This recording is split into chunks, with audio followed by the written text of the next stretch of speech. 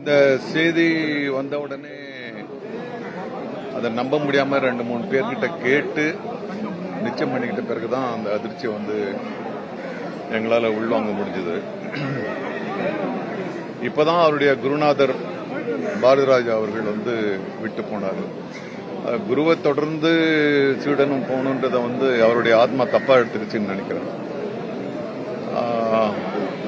ஒருவேளை அந்த குருவை இழந்த ஒரு பெரிய அதிர்ச்சி கூட இருந்திருக்கலாம்.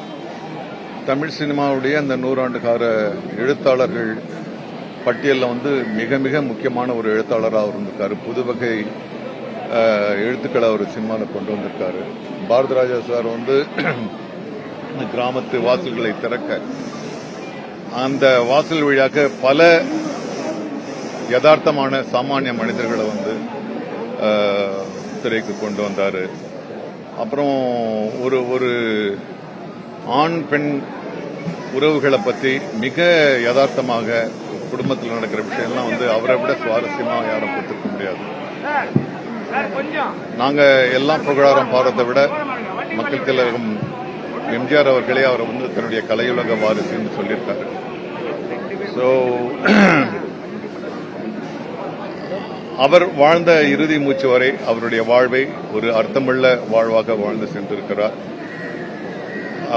அவருடைய பங்கு நடிகர் சங்கத்தில் பெரும்பான்மையான நிறைய ஆலோசனைகள் எங்களுக்கு சொல்லியிருக்காரு. எழுத்தாளர் சங்கத்தில் எழுத்தாளர்களுடைய உரிமையை நிலைநாட்டுறதுக்காக ரொம்ப பாடுபட்டார். இயக்குனர் சங்கத்திலையும் அவர் தன்னுடைய சகாக்களுடைய உரிமைகளை மீட்டெடுக்கிறதுக்காக ரொம்ப போராடி இருக்கார்.